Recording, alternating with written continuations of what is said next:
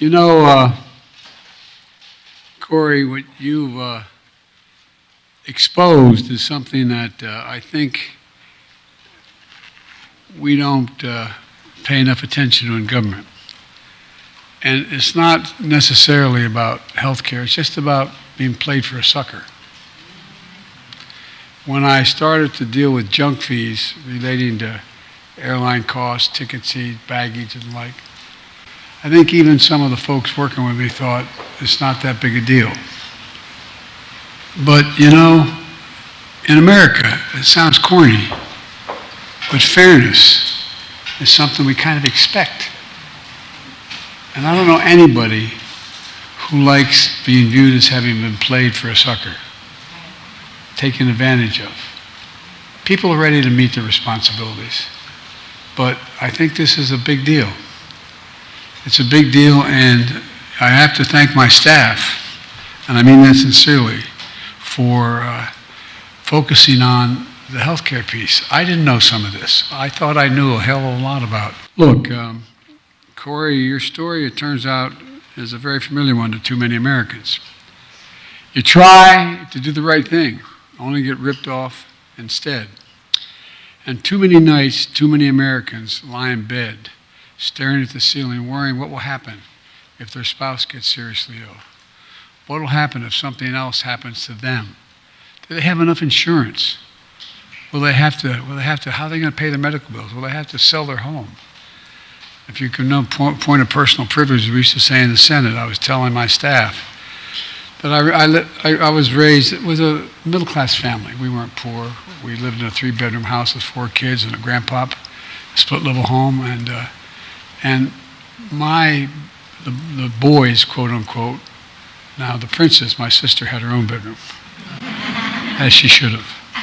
But the 3 boys, there were 2 sets of bunks in the other room. And there was a closet that ran as you walked up the stairs, walked straight down the hall. You went into, quote, the boys' room, the 3 of us. And on the left, there was a closet in that whole wall.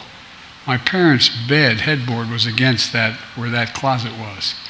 And every once in a while, rarely, you could hear sort of a restlessness going on, you know, and one morning I get up and I said, what's wrong with Dad?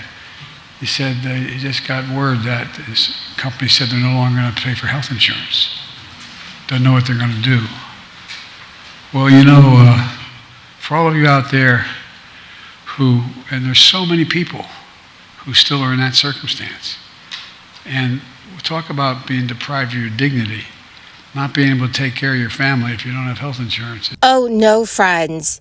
Some surprising changes are going to be enacted into law very soon. Thanks to recently passed legislation, millions of Americans will now face more challenges when trying to receive their monthly benefits. With new eligibility requirements, many will struggle to stay afloat, but some lawmakers are now proposing ways to solve this big issue. My dear friends, please make sure that you watch until the end of this video. Also, this coming Friday, I will be announcing several winners for the Walmart gift card giveaway. My dearest friends, if you'd like to enter these weekly giveaways, all you have to do is click and like several of my videos, and then comment below the keyword of each video that you watch. The more videos that you watch and then comment on, friends, the greater your chances of winning the giveaways. According to Yahoo News, millions of Americans are set to face new barriers in order to access food stamps. But fresh efforts are underway to help more Texans avoid hunger. Food advocates and lawmakers are mobilizing to inform lower-income residents about new rules that could cut their access to SNAP. Under legislation brokered between Congress and the White House, starting this summer, more middle-aged SNAP participants will have to find jobs to continue with the program. Democrats are also hoping to stave off efforts from the right to further restrict access to the program as Congress tackles a farm bill. It is a massive legislative package that includes a wide range of food and agricultural priorities, from food security to trade protections, to keep U.S. farmers internationally competitive.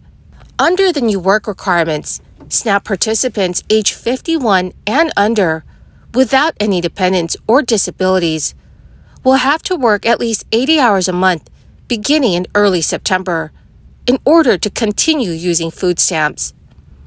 The age then increases to 53 years old in October and 55 years old in 2024. SNAP already has federal work requirements, generally at least 80 hours a month, for adults under 49 years old who do not have disabilities or dependents to receive full-time benefits. Although there are plenty of exceptions to the work requirements, 44,000 Texans could see their SNAP access vanish if they don't work the required hours. Democrats condemned the work requirement as unnecessary, ineffective, and aimed at undermining the SNAP program.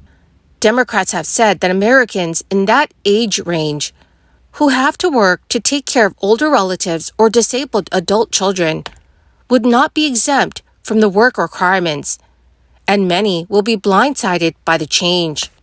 Democratic Representative Greg Casar is a labor activist who voted against a debt ceiling agreement because of the work requirement.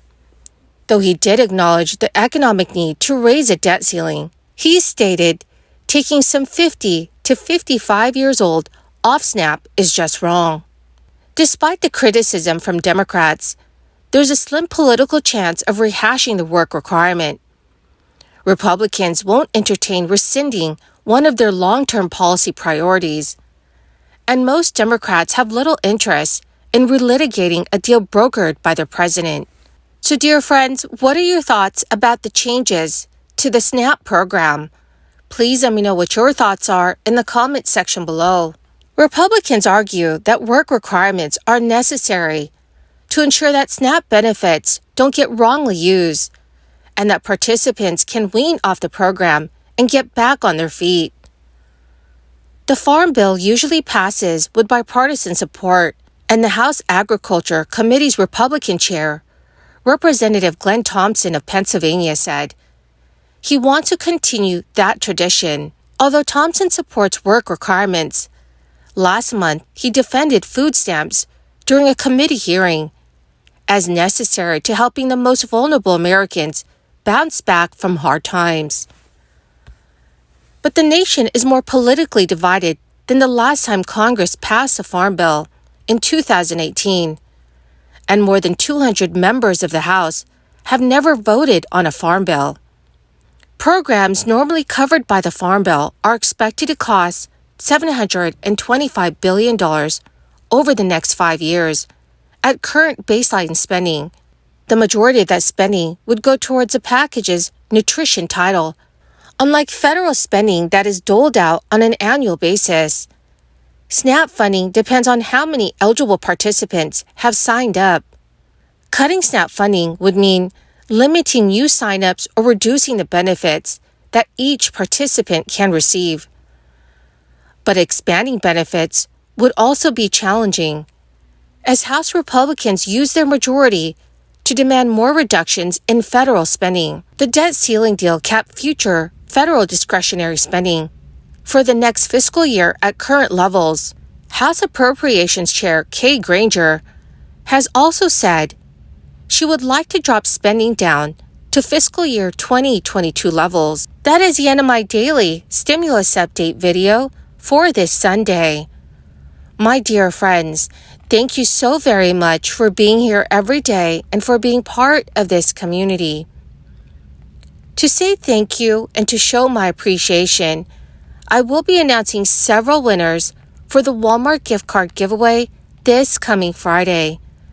My dear friends, please make sure you enter the giveaway by clicking and liking several of my videos, and then comment below the keyword of each video that you watch. The more videos that you comment on, my friends, the greater your chances of winning the giveaways.